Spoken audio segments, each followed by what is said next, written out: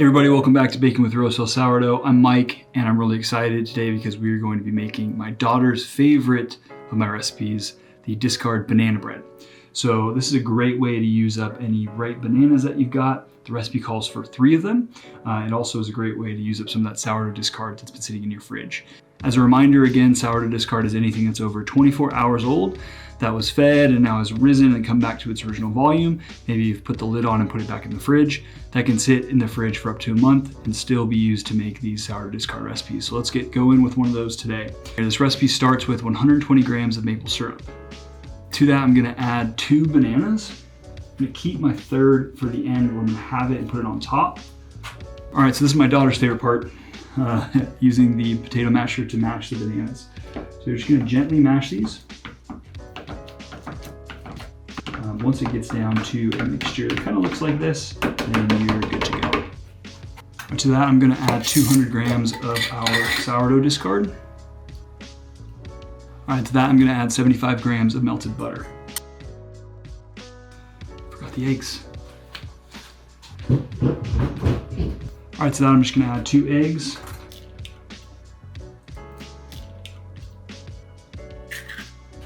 Just give that a little mix to break up those egg yolks. All right, to that, I'm going to add 1 teaspoon of vanilla extract. All right, now I'm gonna add a zest of an orange. I really love this addition to this recipe. You can just smell the citrus that comes through and makes your kitchen just smell amazing. I'm just gonna go around quickly.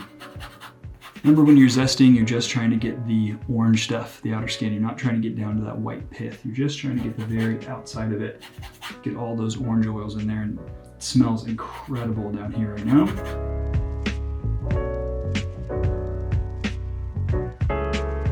And now I'm gonna start with our dry ingredients. So we're gonna start here with 260 grams of all-purpose flour. To that, I'm just gonna add 1 teaspoon of baking powder, a half teaspoon of baking soda, a half teaspoon of salt, and then our seasonings here are a half teaspoon of ground cinnamon and a 1/4 teaspoon of ground ginger. All right, so now we're just gonna combine our wet and dry ingredients here. So we've got our bowl with our wet ingredients.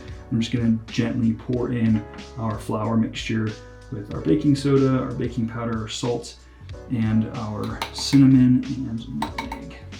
Now all you're doing is just stirring to combine these. All right, that's looking really good. As my wife likes to say, don't overmix, and clean as you go. So there we go, don't overmix. I think that's looking good. As long as you don't see any dry flour down in there. As I'm kind of scraping the bottom here, I'm not seeing any dry flour. So that's looking really good. Cool. That's good to go. So now what we're gonna do is grab our loaf pan. So I'm just gonna go ahead and dump that batter into our loaf pan. All right, so there is my banana bread. It's looking really nice. I'm just gonna use my spatula here, just kind of even out the batter along the top. I'm going to grab my cutting board and my last banana, and I'm just going to cut the banana so it sits on top. I like to cut it this way, so you kind of put it arc side up or arc side down, and you're kind of just cutting through it halfway here. And I'll show you why that's important here in a second. All right, cool. Just like that. So it opens up like that. Pop that down in there. Just went down this way. And I'm gently just gonna press the bananas. Remember, see, it's cut side up. I'm just gonna press those gently in there. It's gonna bake for about an hour. I like to check it around the 50-55 minute mark with a toothpick. You stick the toothpick in. If you pull it out and it's got anything on it, it's not done yet. But if you pull it out and it's clean, then it's ready to go. You can pull that out. Take it out of the loaf pan as soon as it's cool enough to do that, and put it on a cooling rack and let it cool, and then it'll be ready to go. I'll show you what that looks like after it's baked. I'm gonna go bake this real quick. I'll see you back here in about an hour. All right, so I just got this out of the oven. It baked for about an hour. So this is what it's looking like. I've let it cool now for a few minutes on a cooling rack. Let's get to that here. Ooh, it's warm. You can see the steam coming off the top of it. It's looking really good. And it's really hot, so it's a little delicate still. All right, let's plate this up. So I like to serve this with just a little pat of butter on top. Super good. Let's take a bite and see how it is.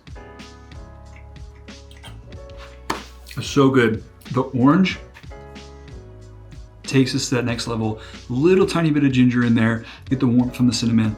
The sweetness from the maple syrup is plenty for me. Some people like it a little bit sweeter. There's some sugar in there if that's what you want to do. I like to keep it with the maple syrup, but do what you want with this thing. I think the nuts are a really great add to. Adds a little bit of texture, and I love the flavor of pecans, but the dominant flavor in there, absolutely, which is elevating it, is that orange. That zest of that orange really just takes it to the next level and really makes this truly special banana bread. So good. I'm gonna go ahead and eat the rest of this now, not on camera. Go take it away and eat the rest of it. Before I do, I just wanna say thank you so much for stopping by here and checking out this video on YouTube. If you want all of my tips and tricks, go ahead and shoot me a follow over on Instagram at Rosehill Sourdough. If you have any comments or questions about this recipe or any of my other recipes, go ahead and throw them in the comments below. Thank you so much for coming and checking out the video. Give it a thumbs up and also subscribe to the channel to make sure that you don't miss any of my new videos that are coming out. Thank you for coming. Thanks for making some banana bread with me, and I'll see you next time. Thanks.